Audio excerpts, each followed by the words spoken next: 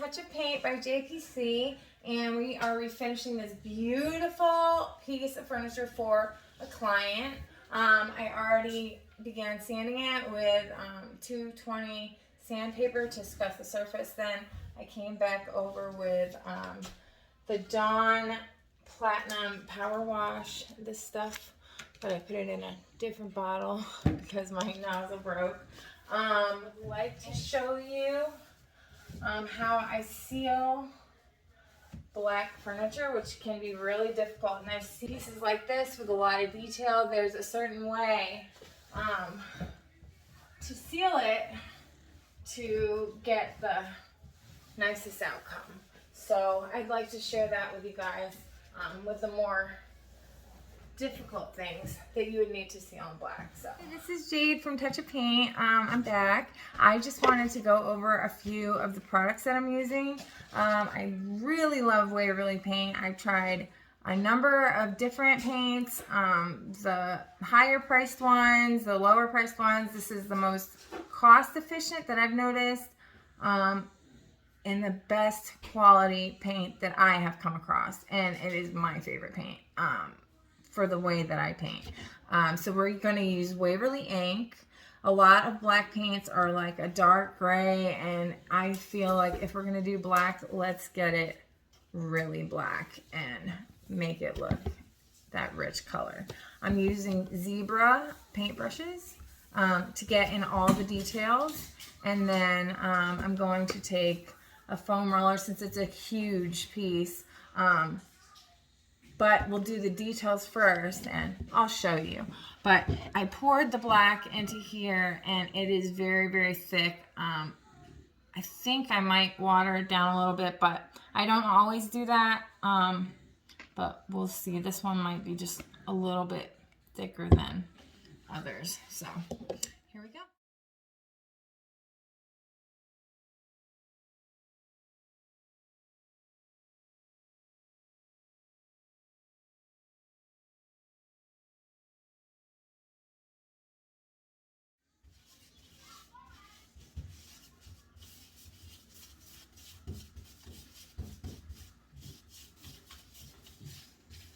I want to show you what I mean when I say when it's caked in the detail is here. You do not want your paint to be like that. You want it to be like that. Like it's part of the original finish. Nothing extra in those little. But this here, you have just got to thin it out a little bit. If you notice that it's just going on like that and it is not easy to, and your paint's too thick, you just need to water it down a little bit. Take your time and look over your piece before everything dries, because once it dries, it will be harder to. Okay, I am finished with all of the details, and now I'm going to go ahead and do the rolling. What I like to do is I take my brush and I spread it on the roller evenly on each side. The only really time I use this is when we're doing solid colors and our solid smooth finishes, because when you brush the paint onto it like this, you don't get overloaded. Do you see what I'm saying? You don't get overloaded on it, and I like that because then you don't get those like unpainted parts where it's like paint, and if you understand what I mean, if you've ever used a roller. But what I would do is start here and look at that. Because you did the detail already, it's just wow. Look at that. Bing, bang, boom. And then get more paint. If you get too much on it, then you just you can just roll it on your palette or your rolling tray or whatever you have access to. But I use my painting palette because I use it all the time. But this is so satisfying. Oh yeah.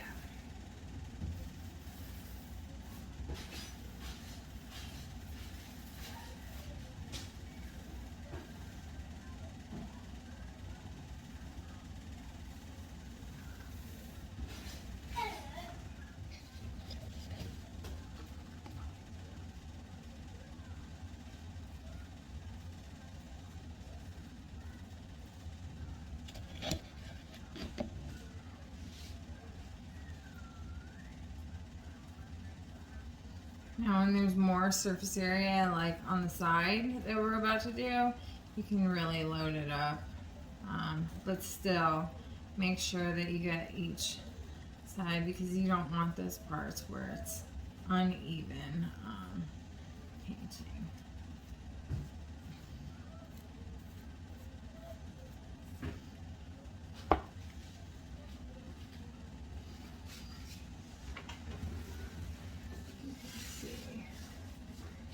Whoa. That was a little bit scary, but I did better. Okay. There. So you can see. And then I go up and down with the grain.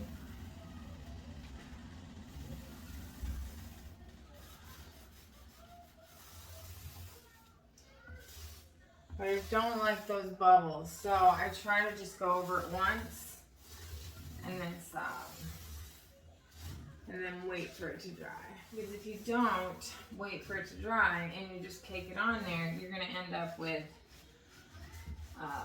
an uneven finish. It's going to have all this texture. If you like that texture, then great, but I like it super smooth, especially in black or any other color.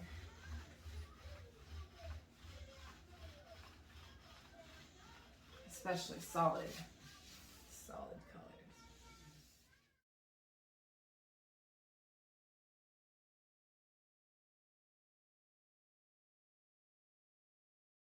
I'm really hoping I can do it perfect for you, but I can't guarantee that, but I definitely hope I'm going to do what I know best, and I hope that it turns out really nice.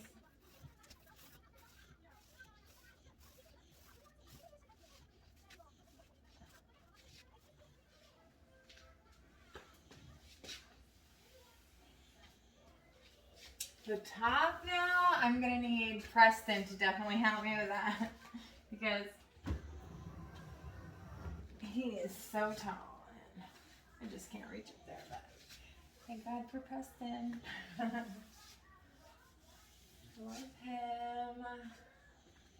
He's the best.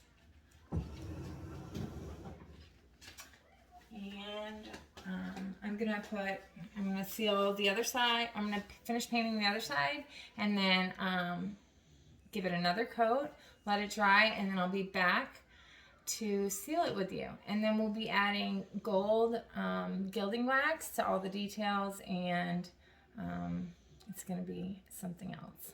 Bye. Hey y'all, day 2, working on this beautiful armoire for a client of ours. I'm going to show you how I seal it, and then I'm going to take gold gilding wax and I'm going to highlight all the details, and I'll show you how I do that, and then I'll be sealing it again. And also the hardware, I'll be using the gold gilding wax too, so I'll get to share that with you, but here we go. I am using polyacrylic to seal, and then this brush, couldn't even tell you who made it, but I like the brushes that have lots of bristles, that holds a lot more product. So you need to make sure that you really stir this. I kind of just go like this. and get it all stirred.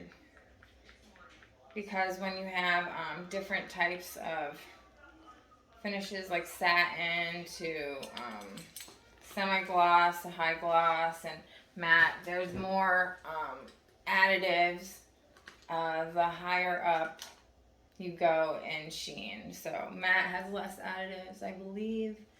Hopefully I'm not saying the total opposite, but that's what I'm pretty sure. So what I do when I'm sealing black is, or actually any piece for that matter, I seal it this way. So I start with the corners and edges.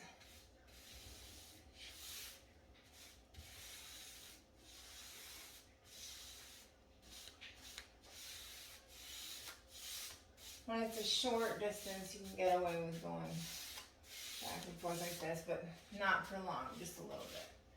This is a shorter, this isn't a very large.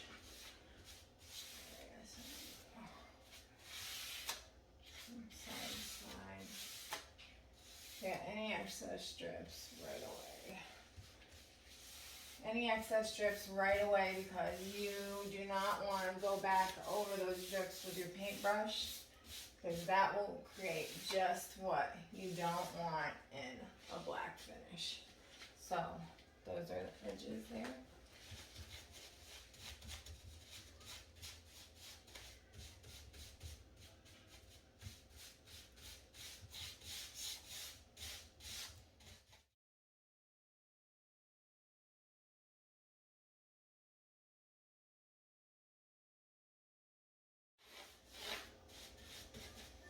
Part is going to be tough with all the details that I was talking about.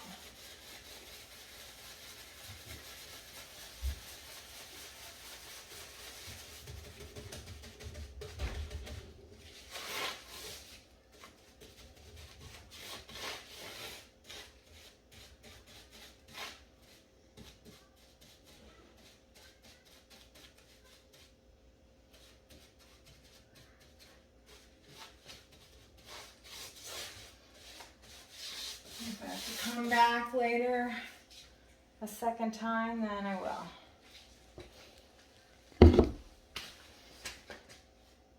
Once you've kind of got that on there.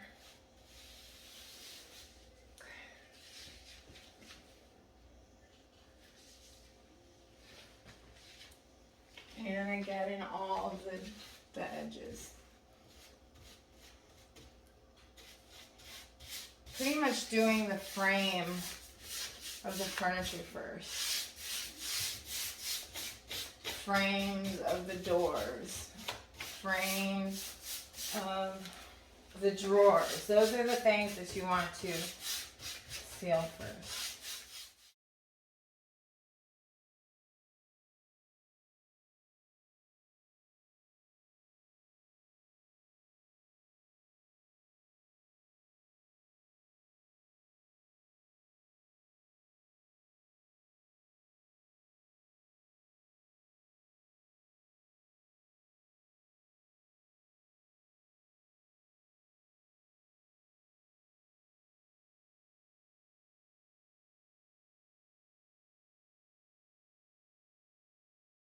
Hey there, I must have cut out when I was doing this door. So frames carefully, try not to go back over anything. This is going to be really hard, but this is what I try to do.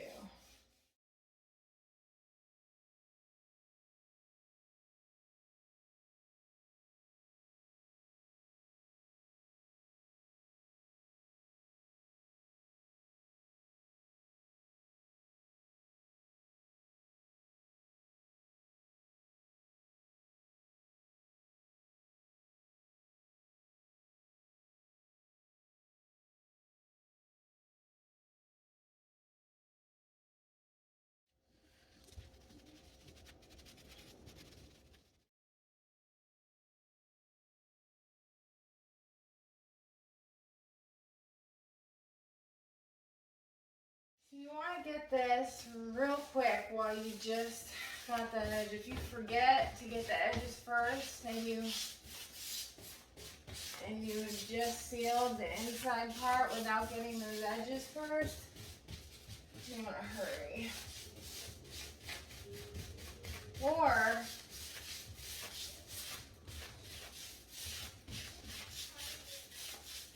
if not hurry, then you wait till that dries and then you do that.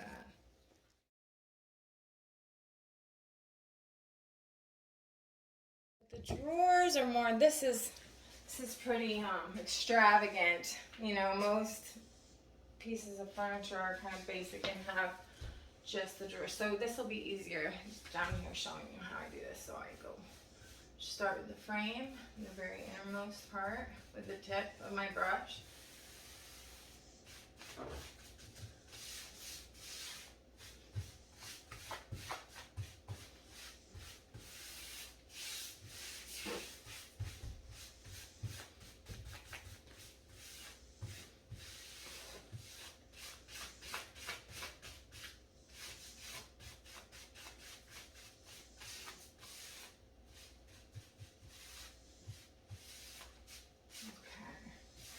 And then, now I can show you. Go like this. From one side to the other and try not to overlap on what you already did. Once it starts to dry, and if your brush hits that and you've already gone over it, and it's not wet anymore and it's starting to dry, it is going to be exactly what is so difficult about sealing black paint. So, I'll do it again. Just wait a minute.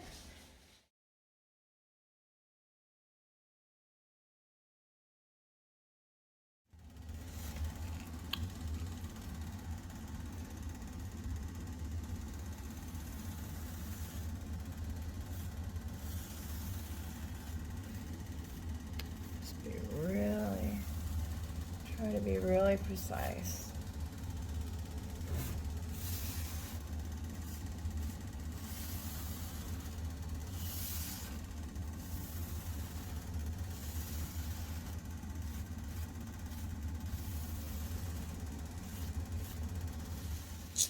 Here we go. Here we go. And now I put a lot on my brush when I start to do the sides. Because I want to be able to get it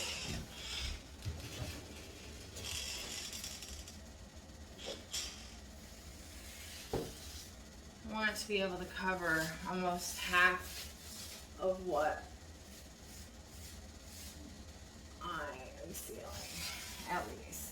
So I don't have to keep going back to dip my brush if you want to keep that wet edge.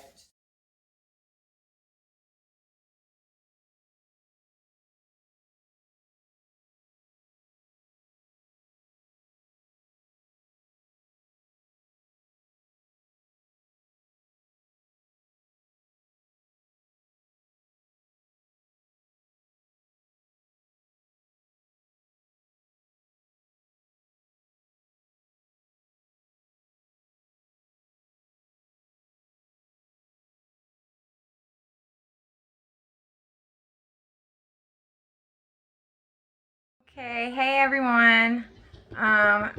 Finished sealing her twice. She's so pretty. Now I'm doing the hardware, and I'm using this gold gilding wax I got off Amazon. It's fantastic. It's very pigmented, goes a long way.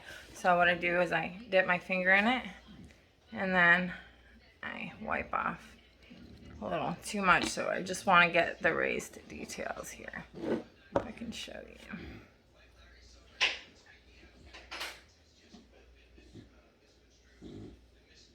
So nice. And it just gives it so much more dimension than as if you were going to spray paint it, if you were just to take gold spray paint, which we did for a really long time until I discovered this, and it is fantastic. And look at how pretty. See how it has the darker gold and the, because that was the original color, and then now this nice, beautiful, rich King's Gold. So we're going to do this to all the hardware, and I'm going to put this in here, and I'll finish that up off camera.